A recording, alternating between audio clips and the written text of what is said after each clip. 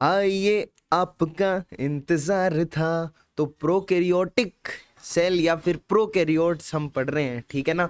तो प्रोकैरियोट्स जो हैं इनमें मेनली कौन से ऑर्गेनिज्म आते हैं जो हमारी एनसीईआरटी लिखती है, वैसे आप जानते हो, लेकिन कौन कौन से ऑर्गेनिज्म मैं बताऊं। बैक्टीरिया है, ब्लू ग्रीन एल्गी, ठीक है, मेनली ब्लू ग्रीन एल्गी जिसको हम साइनोबैक्टीरिया भी बोलते हैं, इट इज प्रोकैरियोट। माइकोप्लाज्मा, अपना पपलू, प्लूरोनिमोनिया लाइक ऑर्गेनिज्म, ये सब के सब प्रोकैरियोट्स के अंदर आते हैं, ठीक है।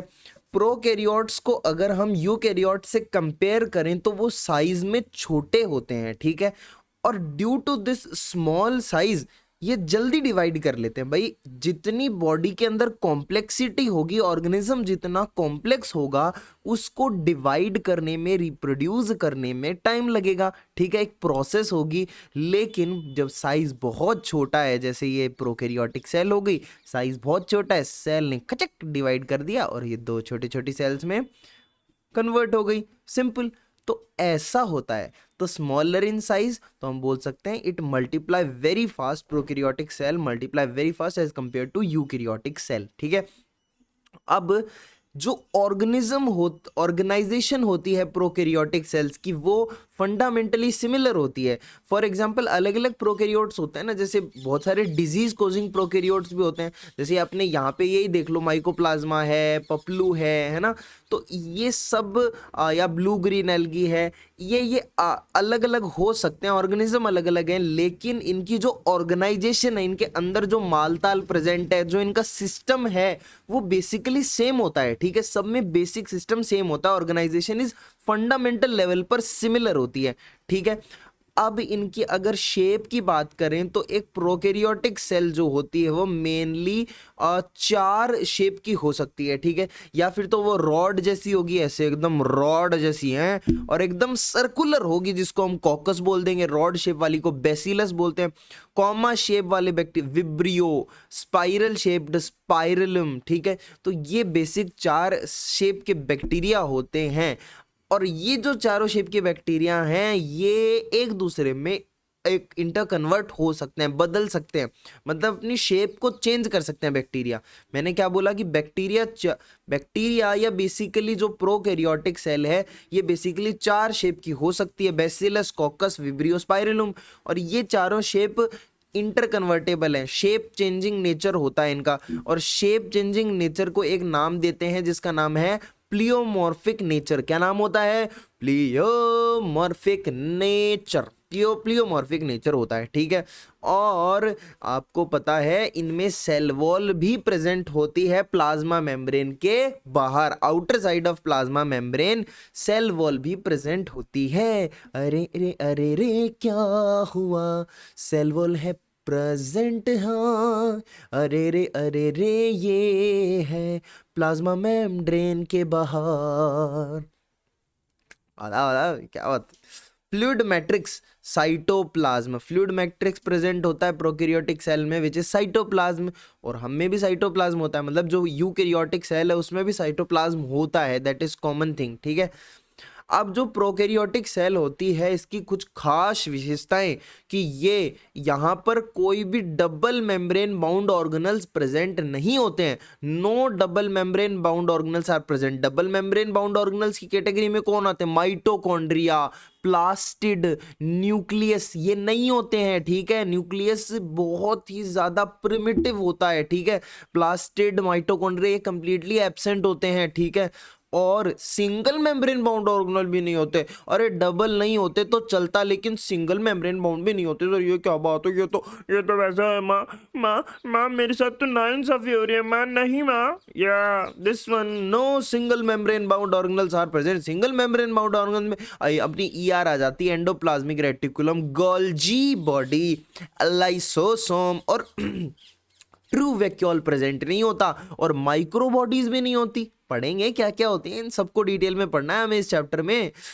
केवल केवल केवल ओनली ओनली ओनली, चेतावनी सुनो मेरी, राइबोसोम ही वो ऑर्गेनल है जो प्रोकैरियोट्स में प्रेजेंट होते हैं। अगर राइबोसोम में ऑर्गेनल नाम की कोई चीज है ना तो वो राइबोसोम है, प्रोकैरियोट में ऑर्गेनल नाम की अगर कोई चीज है तो वो राइबोसोम है। Ribosome are non membrane bound. देखो मेम्ब्रेन बाउंड डबल मेम्ब्रेन वाले भी नहीं होते, सिंगल मेम्ब्रेन वाले भी नहीं होते, नॉन मेम्ब्रेनस होते हैं जिनमें राइबोसोम आता है, ठीक है। अब सेंट्रियोल्स और सेंट्रोसोम जो कि सेल डिवीजन के अंदर हेल्प करते हैं, ये ऑर्गेनल्स भी इनमें एब्सेंट होते हैं प्रोकैरियोटिक सेल के अंदर। और पता है वेल डिफाइंड न्यूक्लियस भी नहीं होता। मैंने बताया था ना आत्माराम भिड़े के जमाने का हमारे जमाने का इसमें क्या होता है, न्यूक्लियस होता है, नो वेल डिफाइंड न्यूक्लियस, ठीक है।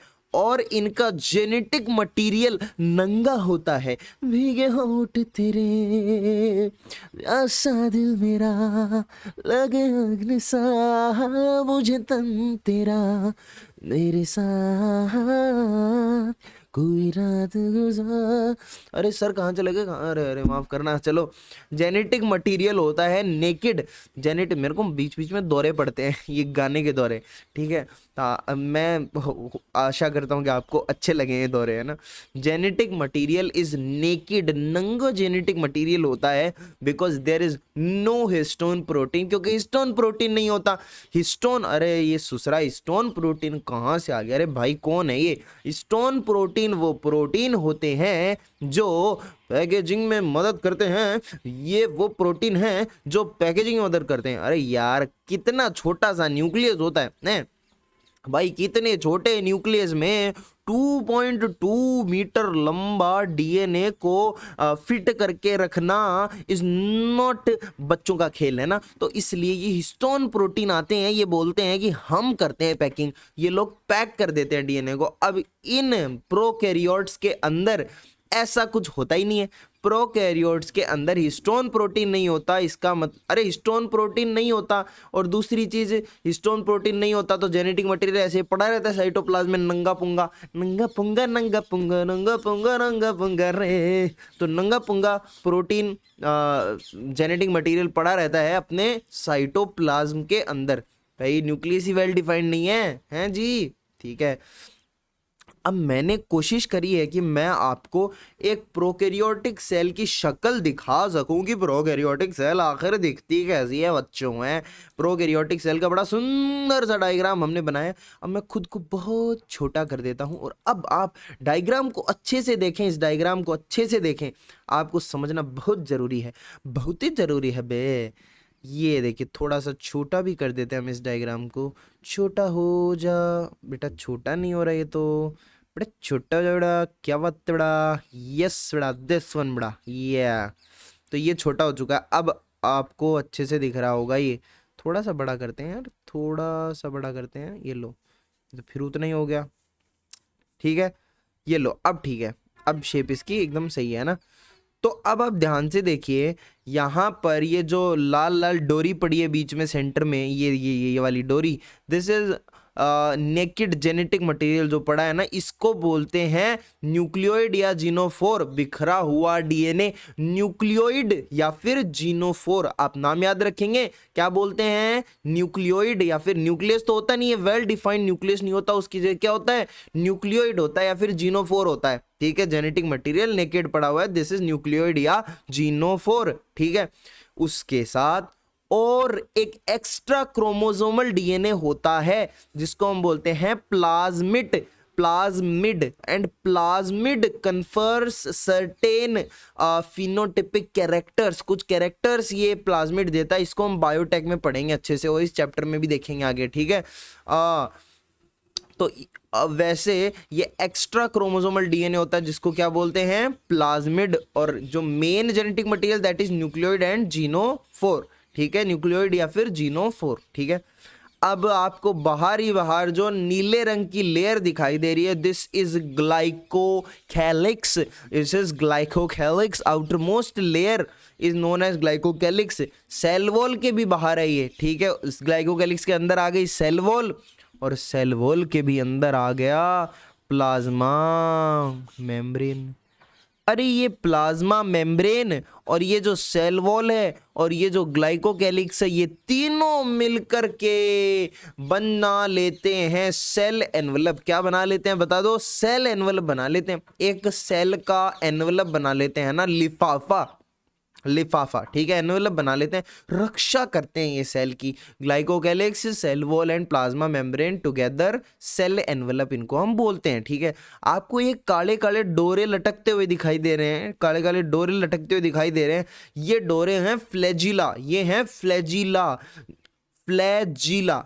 ओ तोहरी मटके जब कमरिया सारा झीला ही लेला, ओ सारा झीला ही लेला। तो ये जो जीला है दिस इज फ्लैजिला, क्या है ये, फ्लैजिला है बच्चों, ये है फ्लैजिला, है ना। फ्लैजिला जो मूवमेंट में मदद करती हैं।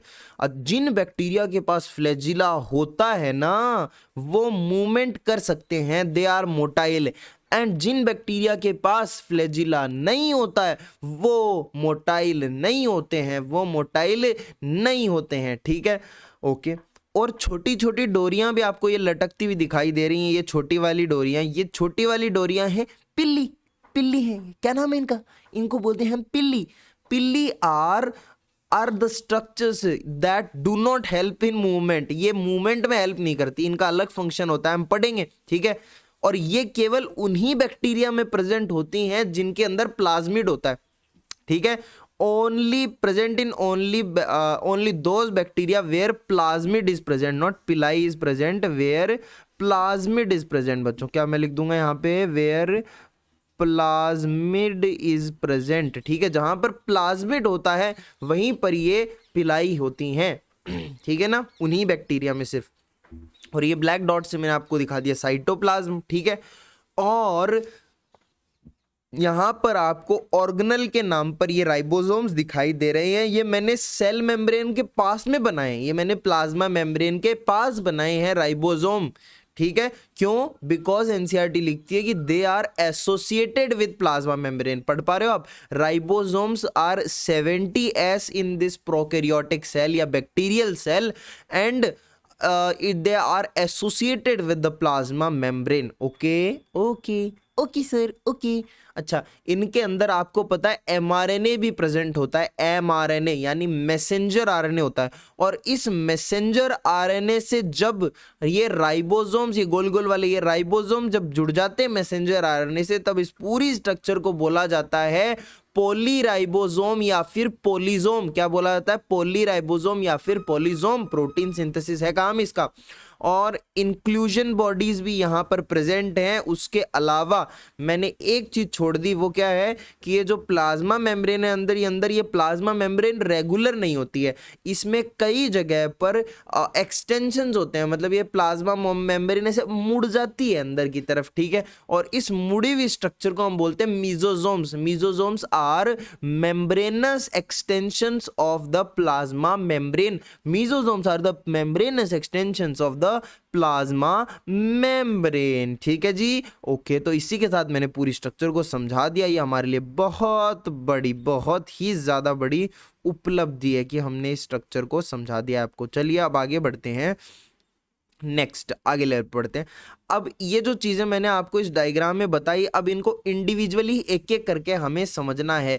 जैसे सबसे पहले अपना जेनेटिक मटेरियल देखो आप, जेनेटिक मटेरियल है तो ये जो जेनेटिक मटेरियल होता है ये खुला नंगा साइटोप्लाज्म में पड़ा रहता है बेशरम। In cytoplasm genetic material is present in cytoplasm. और उसके साथ साथ इस जेनेटिक मटेरियल को बोलते क्या है, इसको हम बोलते हैं न्यूक्लियोइड या फिर जीनोफोर। क्या बोलते हैं, न्यूक्लियोइड या फिर genophore. It is the main genomic DNA. Nucleoid या जीनोफोर क्या होता है, मेन जीनोमिक डीएनए होता है। सर मेन क्यों बोल रहे हो, मेन इसलिए बोल रहा हूं क्योंकि इसके अलावा भी तो मैंने बताया था ना कि एक्स्ट्रा क्रोमोसोमल डीएनए होता है जिसको प्लाज्मिड बोला जाता है। प्लाज्मिड इज सर्टेन बैक्टीरिया के अंदर एक्स्ट्रा क्रोमोसोमल डीएनए होता है, दैट इज प्लाज्मिड, है ना, प्लाज्मिड होता है। और प्लाज्मिड जो होता है ना, इसके मैंने एक और लाइन बोली थी इसके साथ कि ये यूनिक फिनोटिपिक कैरेक्टर्स देता है बैक्टीरिया को, लाइक रेजिस्टेंस टू एंटीबायोटिक। जैसे एंटीबायोटिक के अगेंस्ट रेजिस्टेंट बना देता है, एकदम शक्तिशाली कर देता है बैक्टीरिया को, बैक्टीरिया को या प्रोकैरियोट सेल को, ठीक है। यूनिक फिनोटिपिक कैरेक्टर्स देता है ये, ठीक है। और ये प्लाज्मिड होता कैसा है, डबल स्ट्रैंडेड होता है और सर्कुलर होता है, ठीक है। अच्छा अब ये फंडा मैं क्लियर करता हूँ, सर्कुलर का, डबल स्ट्रैंडेड का, सिंगल स्ट्रैंडेड का, ये बताता हूँ। देखो क्या होता है कि हमारा जो डीएनए होता है ना वो इस तरीके से लिपटा होता है ना, दो जिसमें एक जान टाइप से ना, तो ये होता है लीनियर, लीनियर है, ठीक है, लीनियर है, और साथ में दो स्ट्रैंड्स हैं इसके, तो इसलिए डबल स्ट्रैंडेड हो गया, ठीक है। इसी तरीके से इनमें ये लीनियर नहीं होता, इनमें इनका जेनेटिक मटेरियल जो जीनोमिक डीएनए ये सर्कुलर होता है और डबल स्ट्रैंडेड होता है, खत्म। डीएस का मतलब डबल स्ट्रैंडेड। तो इनमें भी जो मेन जीनोमिक डीएनए जिसको हम न्यूक्लियोइड या जीनोफोर बोलते हैं, that is double stranded and circular, गोल गोल गोल गोल घुमा, है ना। ये बात हो गई। अब अपन पढ़ेंगे बैक्टीरिया के सेल एनवलप, प्रोकैरियोटिक सेल के सेल एनवलप और उसकी मॉडिफिकेशंस के बारे में, मॉडिफिकेशंस के बारे में हम पढ़ेंगे इस वीडियो में, है ना। अरे अरे अरे अरे अरे अरे अरे ओ अरे अरे अरे अरे, इसका जो सेल एनवेलप होता है बच्चों, दैट इज केमिकली कॉम्प्लेक्स। ये क्वेश्चन पूछा जाता है ना। तो जो बैक्टीरिया का सेल एनवेलप होता है वो केमिकली कॉम्प्लेक्स होता है। केमिकली क्या होता है, बोल दे यार, कॉम्प्लेक्स होता है। केमिकली बड़ा कॉम्प्लेक्स होता है, बड़ा कॉम्प्लेक्स होता है, इतना आसान नहीं होता इतना समझना। अच्छा। तो अब ये जो सेल एनवेलप है इसमें तीन चीजें आई थी, ग्लाइकोकैलिक्स, सेल वॉल और सेल मेम्ब्रेन। डायग्राम में दिखाया था ना मैंने ऊपर, है ना। तो देखो जो सबसे पहले ग्लाइकोकैलिक्स है ना, सबसे पहले वो मेरे पास आती है, ठीक है, और बोलती है कि ग्लाइकोकैलिक्स हूं मैं, मेरा काम है एडेशन, यानी मैं चीजों को चिपका लेती हूं, है ना। तो एडेशन काम होता है ग्लाइकोकैलिक्स का, ठीक है। मेरे फोटो को सीने से यार चिपका ले या फेविकॉल से, तो एडेशन काम होता है ग्लाइकोकैलिक्स का। अच्छा कैसे कर लेते हो आप ये, हैं, मैंने ग्लाइकोकैलिक्स को पूछा कि तू कैसे कर लेती है चिपकाना, एडेशन कैसे कर लेती है, तो बोलती है सर मैं म्यूकोपॉलीसेकेराइड की बनी हुई हूँ, मतलब म्यूकस प्लस पॉलीसेकेराइड की बनी हुई हूँ, इसका मतलब मेरे अंदर म्यूकस है, यानी कुछ चिपचिपा है जो कि मैं चिपकाने में, एडहेशन में काम में लेती हूँ। सुबह को लेती हूँ, शाम को लेती हूँ, दोपहर में लेती हूँ, बाथरूम में लेती हूँ, रूम में लेती हूँ, क्या लेती हूँ, मेरे पिया जी का नाम लेती हूँ और उनकी फोटो को सीने से चिपका के रखती हूँ, ऐसा बोली मुझसे ग्लाइकोकैलिक्स। क्या यार, बड़ी अश्लील है ये ग्लाइकोकैलिक्स। ग्लाइकोकैलिक्स क्योंकि बाहर रहती है ना, ये आउटर मोस्ट रजिस्ट हो चुकी है ये, ठीक है। इसका काम होता है प्रोटेक्शन बच्चों, इसका काम क्या होता है, प्रोटेक्शन काम होता है इसका, प्रोटेक्शन काम होता है इसका, ठीक है। और दूसरे नंबर पे हम ये बोलते हैं कि जो ये ग्लाइकोकैलिक्स होती है ना, ये ग्लाइकोकैलिक्स दो फॉर्म में एग्जिस्ट करती है, देखो मतलब, या फिर तो ये स्लाइम लेयर की फॉर्म में हो सकती है, मतलब ग्लाइकोकैलिक्स है, मतलब ऐसा समझो कि इसके दो रूप हैं। ग्लाइकोकैलिक्स सबसे बाहर रहती है, काम है इसका प्रोटेक्शन, और ग्लाइकोकैलिक्स के दो रूप हैं। कभी कभी तो फॉर एग्जांपल कोई ऐसा इंसान है, उसके दो रूप हैं, कभी तो गुस्सा में रहता है, कभी वो खुश रहता है, तो उसी तरीके से ग्लाइकोकैलिक्स के भी दो फॉर्म है, कभी तो वो स्लाइम लेयर होती है, कभी वो कैप्सूल होती है, ठीक है। जब जो स्लाइम लेयर होती है ना, इसका जो क्या बोलते हैं उसको, इसका जो सबसे मेन कैरेक्टरिस्टिक है वो होता है कि ये लूज होती है, slime layer is loose layer, ठीक है। तो ग्लाइकोकैलिक्स लूज लेयर यानी स्लाइम लेयर की फॉर्म में भी हो सकता है, और जब ये स्लाइम लेयर की फॉर्म में होता है ना, then it prevent loss of water and nutrition from host cell, ठीक है। तो स्लाइम लेयर का बस यही फंक्शन होता है कि it prevents the loss of water and nutrients from host cell, जिससे बैक्टीरिया जुड़ा हुआ होता है उससे पानी का लॉस और न्यूट्रिएंट का लॉस को प्रिवेंट करता है, because it is loose layer, ठीक है। आगे बढ़ते हैं, कैप्सूल की फॉर्म में हो सकता है। Capsule is tough covering, capsule अपने आप में एक टफ कवरिंग होती है, समझ गए हो, टफ कवरिंग होती है, बड़ी हार्ड है, है ना, ओके। और अब ये क्या काम करती है, फंक्शन क्या होता है कैप्सूल का? कैप्सूल का ये फंक्शन होता है बच्चों की, कैप्सूल जो होती है ना ये बैक्टीरिया को छुपाने का काम करती है। ये ऐसे बोलती है, आजा आजा पिया तो है प्यार दूं, अरे तेरे को मैं अपनी गेसुओं की घनी छाप दूंगी। क्या गा रहा हूं मैं यार, मतलब हद है। हाइड करती है, छुपा लेती है। कैप्सूल क्या करता है, छुपा लेता है, छुपा लेता है ना। कैप्सूल करता क्या है, छुपा लेता है बैक्टीरिया को फ्रॉम होस्ट का इम्यून सिस्टम। यार बैक्टीरिया मान ले तेरे पे अटैक कर रहा है, ठीक है, और तेरी बॉडी की सेल्स WBCs वगैरह क्या करेंगे, उसको मारने पे तुल जाएंगे, ठीक है, उसको मारने की गंभीर और पूर्ण कोशिश करेंगे। तो ये कैप्सूल क्या करता है, ये कैप्सूल इस बैक्टीरिया को छुपा देता है, माने इसको हाइड कर देता है फ्रॉम होस्ट इम्यून सिस्टम, ठीक है। ओके, प्रोवाइड स्टिकी और गमी कैरेक्टर, ठीक है। बिल्कुल जो बैक्टीरिया होता है उसको एक कैप्सूल क्या करती है, स्टिकी और गमी टाइप का कैरेक्टर प्रोवाइड करती है, ठीक है। अब सेल वॉल की बात करते हैं।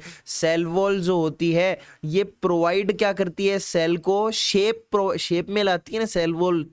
अरे टफ होती है सेल वॉल, तो शेप के लिए और प्रोटेक्शन के लिए सेल वॉल रिस्पॉन्सिबल होती है। और किसकी बनी हुई होती है ये बता दो, अगर तुमने ये बता दिया तो मजा आ जाएगा, माँ कसम मजा आ जाएगा, माँ कसम मजा आ जाएगा, है ना।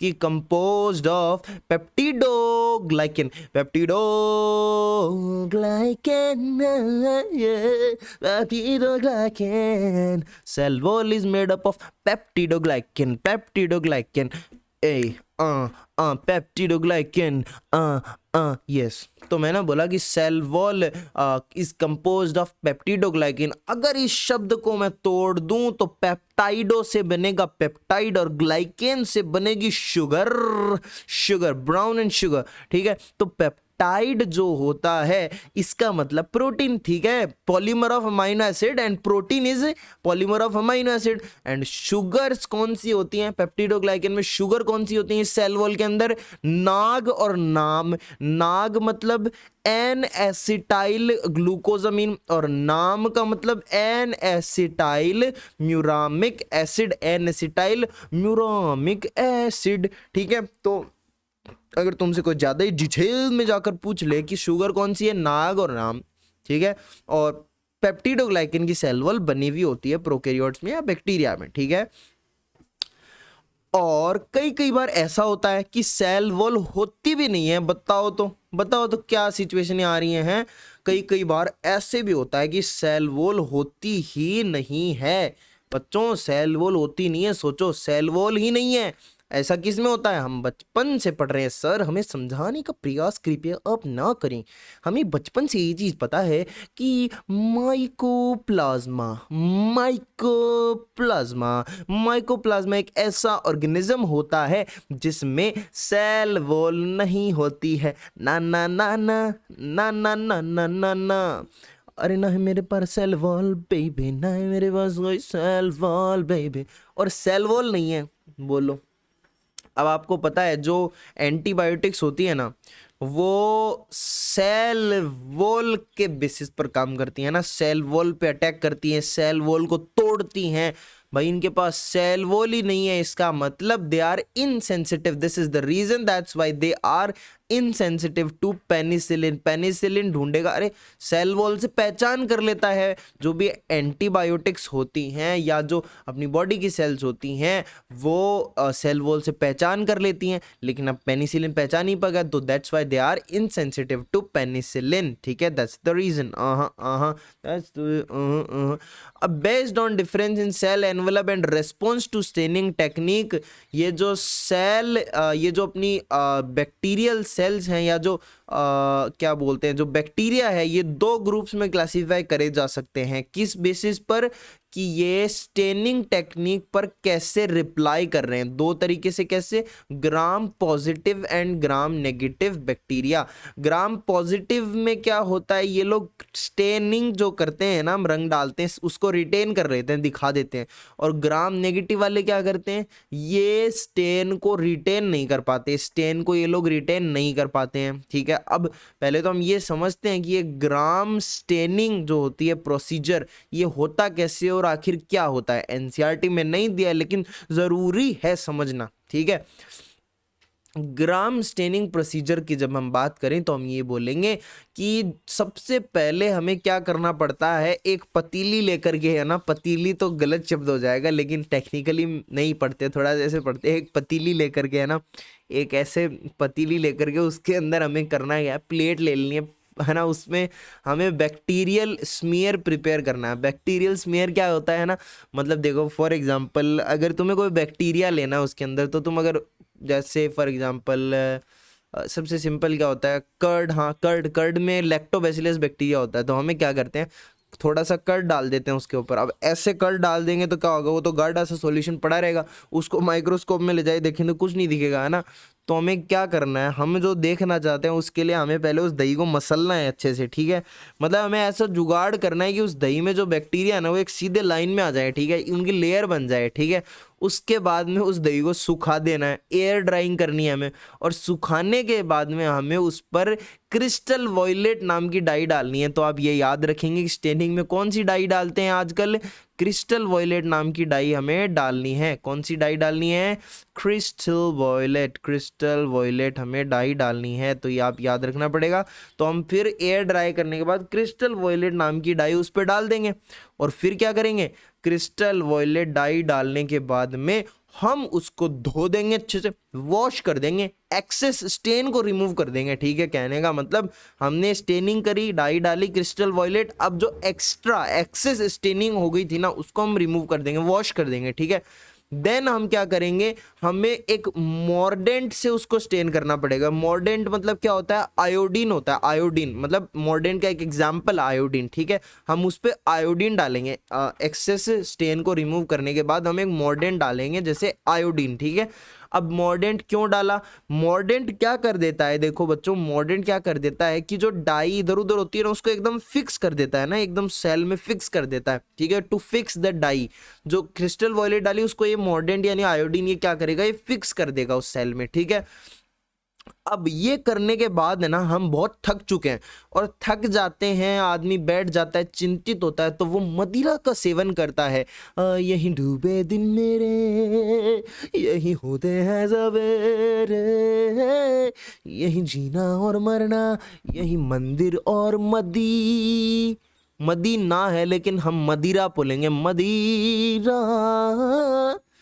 तो हम क्या करेंगे, इसको अल्कोहल से धो देंगे, वॉश कर देंगे, वॉश विद अल्कोहल। ठीक है, अल्कोहल वॉश कर देंगे उससे, अल्कोहल से। अल्कोहल क्या होती है, एक ऑर्गेनिक सॉल्वेंट। अब अल्कोहल एक गुल खिलाएगी, मैं बताता हूँ। अब अल्कोहल से धोने के बाद क्या होता है, क्रिस्टल वॉयलेट कलर आता है। कुछ बैक्टीरिया होते हैं जो तो क्रिस्टल वॉयलेट कलर के से दिखते हैं, और कुछ होते हैं जिनमें कोई कलर नहीं आता, कलरलेस होते हैं। ठीक है, तो जो क्रिस्टल वॉयलेट होते हैं, हमने ये डाई जो डाली थी अपनी क्रिस्टल वॉयलेट, है ना, तो ये डाई का कलर हमें यहाँ पर दिखाई दे रहा है, इसका मतलब इन्होंने स्टेन को ले लिया है, तो इनको हम ग्राम पॉजिटिव बैक्टीरिया बोलेंगे।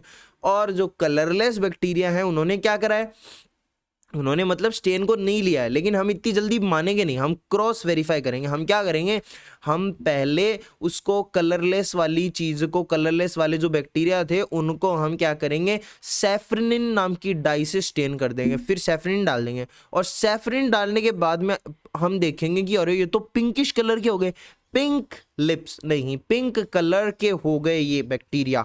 इसका मतलब क्या हुआ, इन्होंने सैफरनिन का कलर कैसे लिया, तभी तो लिया होगा ना जब इनके पास एग्जिस्टिंग कोई कलर नहीं होगा। भाई कलरलेस है, फॉर एग्जांपल व्हाइट मान लेते हैं, और व्हाइट से ये पिंक हो गई, इसका मतलब इन्होंने ये डाई तो ले ली, और इन्होंने ये वाली जो क्रिस्टल वॉयलेट डाई है ये नहीं ली इन्होंने। तो इसका मतलब हम बोलेंगे कि ये ग्राम नेगेटिव हैं, they responded negative in response to that staining. ठीक है, अब इसी बेसिस पे हम एक बार ग्राम पॉजिटिव ग्राम नेगेटिव ने ऐसा क्यों किया, क्या रीजन था कि एक ने डाई ले ली एक ने नहीं ली, उसको पढ़ते हैं। देखो जो ग्राम पॉजिटिव बैक्टीरिया है ना बच्चों, जो ग्राम पॉजिटिव बैक्टीरिया हैं उनमें क्या होता है, ग्राम पॉजिटिव बैक्टीरिया के अंदर, या आप डिफरेंस देख पा रहे हो क्या, ग्राम पॉजिटिव की सेल वॉल तो है मोटी, ठीक है, मोटी सेल वॉल है, और ग्राम नेगेटिव के अंदर सेल वॉल देखो ये हाँ हाँ ये देखो, ये जो पिंक कलर वाली है यहाँ पर तो देखो मोटी दिख रही है आपको सेल वॉल, यहाँ पर सेल वॉल आपको पतली दिख रही है। ऊपर से सेल मेम्ब्रेन तो दोनों में कॉमन है ना, सेल वॉल मेम्ब्रेन इसमें भी और इसमें भी है, लेकिन एक चीज और है, ग्राम नेगेटिव बैक्टीरिया में लिपोपॉलीसेकेराइड की एक एक्स्ट्रा लेयर है सेल वॉल के ऊपर। लिपोपॉलीसेकेराइड, लिपापोती वाली लेयर, ऊपर लिपापोती करी हुई है किसकी, लिपोपॉलीसेकेराइड की। बच्चों लिपोपॉलीसेकेराइड की लेयर मिल गई मुझे ऊपर बाहर की तरफ, ये है ग्राम नेगेटिव बैक्टीरिया की बात कर रहा हूं। ग्राम पॉजिटिव में सेल वॉल होती है मोटी। अच्छा इसका फर्क क्या पड़ता है मैं बताता हूं आपको। अभी जो बच्चों सेल वॉल होती है ना, ये बनी हुई होती है पेप्टिडोग्लाइकेन की, या फिर कई जगह आपको म्यूरिन नाम देखने को मिल जाएगा, या फिर म्यूकोपेप्टाइड देखने को मिल जाएगा, सेम बात है, आप कुछ भी टिक कर सकते हैं। तो पेप्टिडोग्लाइकेन, म्यूरिन या म्यूकोपेप्टाइड की बनी हुई होती है सेल वॉल, ठीक है। अब बनी हुई तो इसमें भी है, लेकिन क्या है कि यहां पर मोटी सेल वॉल है ना, इसका मतलब क्या हुआ कि जो म्यूरिन है या पेप्टिडोग्लाइकेन है या म्यूकोपेप्टाइड है, उसका कंटेंट यहां पर ज्यादा है। ग्राम पॉजिटिव में ज्यादा कंटेंट है, पॉजिटिव में ज्यादा कंटेंट है, तो ग्राम पॉजिटिव में म्यूरिन का कंटेंट ज्यादा है, ठीक है। और कितना ज्यादा है, 70 to 80% है म्यूरिन का कंटेंट, 70 to 80% है। और यहां पर म्यूरिन का कंटेंट कम है, नेगेटिव यानी कम है, म्यूरिन का कंटेंट कम है। कितना है, 10 से 30% या 30 से 10%, इतना ही है बस। देखो कितना डिफरेंस कितना है, तभी तो ये आपको डिफरेंस दिख रहा है इनकी मोटाई के अंदर, ठीक है। दूसरी चीज, ग्राम पॉजिटिव के अंदर तो एलपीएस यानी लिपोपॉलीसेकेराइड की लेयर होती नहीं है, और ग्राम नेगेटिव में होती है। अच्छा इस लिपोपॉलीसेकेराइड की लेयर का क्या फंक्शन है, ये मैंने क्यों लिखा है, और इससे मेरे को कैसे पता चला कि एक ने स्टेन लिया और एक ने नहीं लिया, ये बताओ हमें मेन चीज। देखो होता क्या है कि अगर मान लो कि मेरी ये मैंने जो हुडी पहन रखी है, इस हुडी पर मान लो कि कोई मेरे पे इंक गिरा दे, बहुत सारी लाल इंक, ठीक है, और मैं मम्मी के पास जाऊंगा, मम्मी मम्मी मम्मी मेरे पे इंक गिरा दी किसी ने, तो कोई देखेगा अरे इंक गिरा दी है इस पर, ठीक है, तो उसको दिख जाएगा वो, ठीक है, इसका मतलब स्टेनिंग ले लिया मैंने, है ना। लेकिन मान लो कि मैं इसको उतार करके मतलब हुडी को रिमूव कर दूं, ठीक है, और फिर जाऊं, तो क्या देखने को मिलेगा, फिर ये देखने को मिलेगा कि अरे कलर तो है ही नहीं, मतलब कलर गिरा ही नहीं। समझ गए मेरी बात। तो जब इन दोनों पॉजिटिव और नेगेटिव बैक्टीरिया पे हम स्टेन डालते हैं ना, तो वो जो डाई होती है ना, वो पॉजिटिव बैक्टीरिया के अंदर तो यहाँ सेल वॉल पे एम्बेड होती है, सेल वॉल पे चिपकती है, सेल वॉल में घुसती है आकर के, ठीक है। और इस ग्राम नेगेटिव बैक्टीरिया में लिपोपॉलीसेकेराइड की लेयर बाहर है ना, तो इसलिए जो वो डाई होती है वो इस लिपोपॉलीसेकेराइड पे एम्बेडेड हो जाती है, ठीक है। और जब हम अल्कोहल से वॉश करते हैं ना, मैंने बोला था alcohol is a organic solvent, तो जब हम अल्कोहल से वॉश कर देते हैं दोनों को ही, मैंने ये स्टेप दिखाई थी ना अल्कोहल से वॉश करना, तो अल्कोहल से वॉश करने के बाद क्या होगा, ये लिपोपॉलीसेकेराइड की जो लेयर है ना, ये तो डिसॉल्व हो जाएगी अल्कोहल में घुस करके। और जब ये डिसॉल्व हो गई, इसका मतलब, और डिसॉल्व हो गई, और इसी ने डाई जो स्टेनिंग थी वो ली थी, इसी पे कलर दिख रहा था, इसी ने स्टेनिंग ली थी, और ये डिसॉल्व हो गई, इसका मतलब ग्राम नेगेटिव पे अब डाई दिखेगी नहीं, कलर दिखेगा नहीं, इसका मतलब स्टेनिंग के लिए उन्होंने नेगेटिवली रिएक्ट किया है। और इसको ये सेल वॉल जो वो अल्कोहल में डिसॉल्व होगी नहीं, और डाई यहीं पे एम्बेडेड है, तो यहां पर दिखाई देगी डाई, ठीक है। तो ये बेसिक रीजन हो गया, उम्मीद करता हूं समझ में आया है ना। अब आगे बढ़ते हैं जनाब। थक गया यार, कितना लेक्चर हो गया, कितने बड़े बड़े लेक्चर देखने में बोरियत होती है ना। मैं तो सोचता हूँ कि छोटे लेक्चर्स बनाऊं, लेकिन कई बार बन जाते हैं। 33 मिनट का बन चुका है, बताओ। कोई नहीं, हो जाएगा धीरे धीरे। अब प्लाज्मा मेम्ब्रेन पढ़ते हैं। हमने ग्लाइकोकैलिक्स पढ़ लिया, फिर हम सेल वॉल पर आए। सेल वॉल के अंदर होती है plasma membrane. Plasma membrane is inner to cell wall. और एक चीज है, कई बार ऐसे पूछते हैं कि which of the following structure is structurally similar to that of eukaryotic cell. Prokaryotic और यूकैरियोट में दोनों में स्ट्रक्चरली सिमिलर कौन सी है? प्लाज्मा मेम्ब्रेन होती है। Plasma membrane is structurally similar to that of eukaryotic cell membrane या प्लाज्मा मेम्ब्रेन, ठीक है। और ये जो प्लाज्मा मेम्ब्रेन होती है, इसकी जो रिक्वायरमेंट होती है, it's absolutely it is required for every living organism. Obviously cell membrane की रिक्वायरमेंट तो एक एब्सोल्यूट रिक्वायरमेंट है, ठीक है, मतलब जरूरी है सेल वॉल बहुत ज्यादा, सेल मेम्ब्रेन बहुत ज्यादा जरूरी है, ठीक है।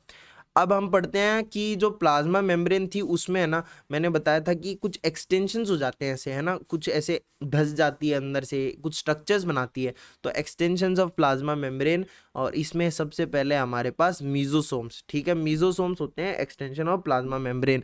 मीजोसोम से हर साल एक क्वेश्चन ऐसे फिक्स सा रहता है, आता है क्वेश्चन, इस चैप्टर से आएगा, मीजोसोम से चांसेस हैं पूछने के, ठीक है, इंपॉर्टेंट टॉपिक है कहने का मतलब। मीजोसोम से मेम्ब्रेनस एक्सटेंशंस होते हैं। और दूसरी चीज ये आती है कि ये किस चीज में मदद करते हैं, ठीक है, तो ये आपको सारे पॉइंट याद रखने हैं। रेस्पिरेशन में मदद करते हैं मीजोसोम्स, ठीक है, रेस्पिरेटरी एंजाइम सारे मीजोसोम्स में होते हैं, ठीक है। ये क्या करते हैं? रेप्लिकेशन, डीएनए रेप्लिकेशन में मदद करते हैं, DNA replication and distribution to daughter sales.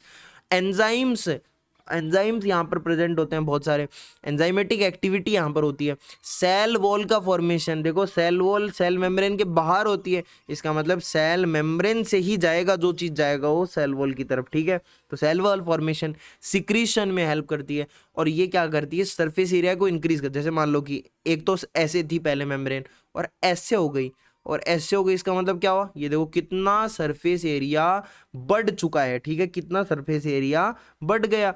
तो जब इतना सरफेस एरिया बढ़ गया बच्चों, तो इसका मतलब क्या हुआ बच्चों? सरफेस एरिया बढ़ गया, एंजाइमेटिक एक्शन ज्यादा होगा, ठीक है, एंजाइम सरफेस एरिया पर डिपेंड करते हैं ना, करते हैं, ठीक है। और ये जो मीजोसोम्स होते हैं ये 3 फॉर्म में हो सकते हैं, या फिर तो ट्यूब्यूल की फॉर्म में, सिंपल ट्यूब्यूल, वेसिकल्स की फॉर्म में, या फिर लेमिली, कुछ इस तरीके से, ऐसे लेमिली की फॉर्म में भी हो सकते हैं। इनकी फॉर्म्स हैं अलग अलग। Mesosomes can be in the form of tubules, vesicle या फिर लेमिली, लेमिली, लेमिली, ओके। चलो, अब मैंने बोला कि एक्सटेंशंस पढ़ते हैं मेम्ब्रेन के, और एक्सटेंशंस में मेन 2 एक्सटेंशंस होते हैं, एक तो मीजोसोम और एक क्रोमेटोफोर्स। क्रोमेटोफोर्स लेकिन किस में होते हैं? फोटोसिंथेटिक बैक्टीरिया में ही होते हैं।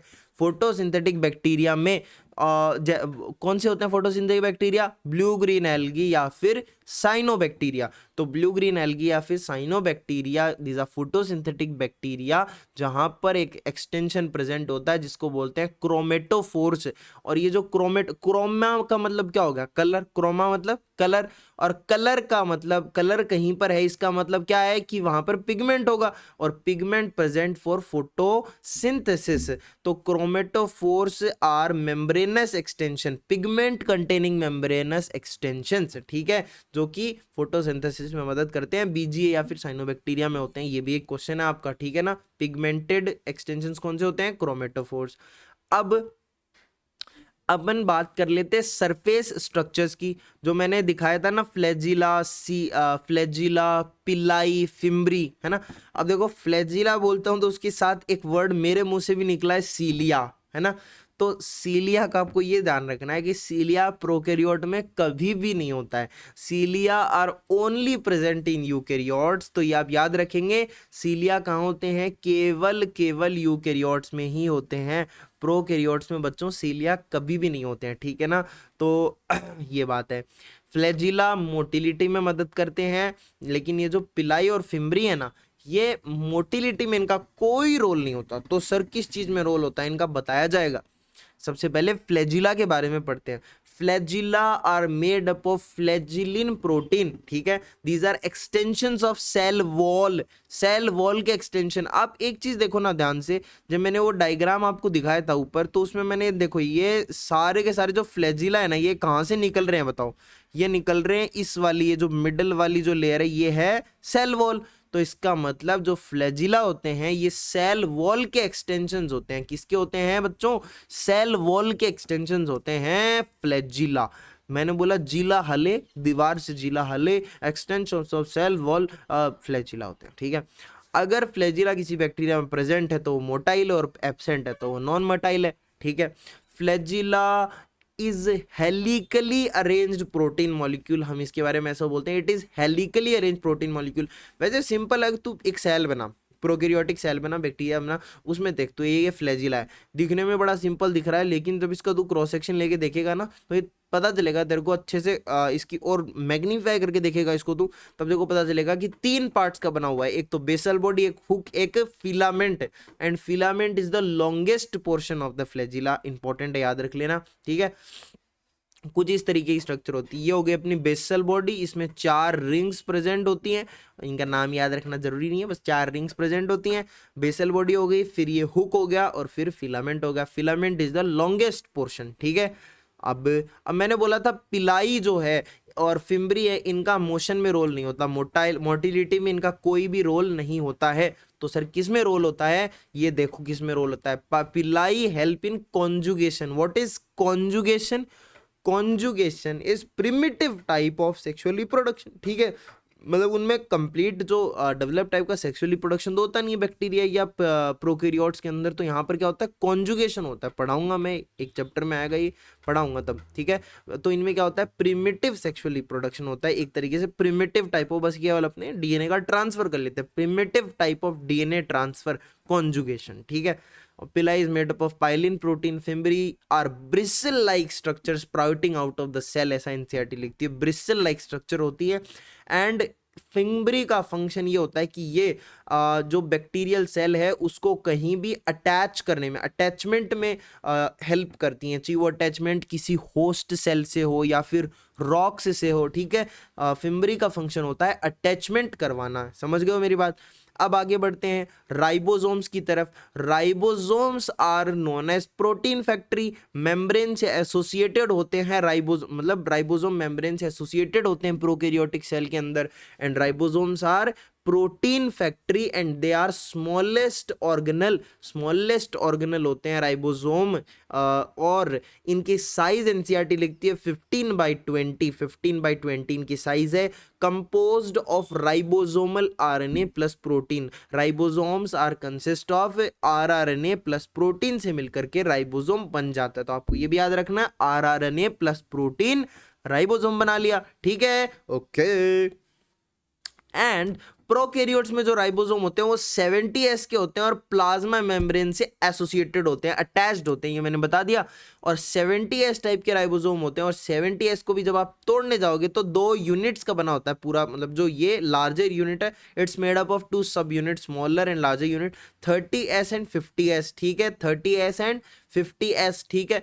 और S यहाँ पर क्या होता है, S is the Svedberg unit या फिर सेडिमेंटेशन कोफिशिएंट, ठीक है। राइबोसोम हम फिर से अच्छे से पढ़ेंगे जब यूकैरियोटिक सेल पढ़ेंगे, यूकैरियोटिक राइबोसोम, तब अच्छे से और बढ़िया बात करेंगे, ठीक है। तो 70S राइबोसोम होता है प्रोकैरियोट्स के अंदर, विच इज 30 + 50, ठीक है। S स्टैंड्स फॉर स्वेडबर्ग्स यूनिट या फिर सेडिमेंटेशन कोएफिशिएंट। इसी के साथ हमने प्रोकैरियोटिक सेल को सक्सेसफुली अंजाम दे दिया है, खत्म कर लिया है हमने प्रोकैरियोटिक सेल को, ठीक है ना। अब आगे हम पढ़ेंगे और भी, ठीक है, टॉपिक्स और पढ़ेंगे अच्छे से, ठीक है। तो वीडियो को लाइक कर दीजिए, कमेंट कर दो कुछ, है ना, सब्सक्राइब कर दो चैनल को, अरे सब्सक्राइब करो भाई, सब्सक्राइबर्स कहाँ हैं हमारे, सब्सक्राइबर्स नहीं है बिल्कुल भी, सब्सक्राइब करो आप, ठीक है। तो मिलते हैं नेक्स्ट वीडियो में, अपना ध्यान रखिए, पढ़ते रहिए, bye bye bye bye bye, ठीक है।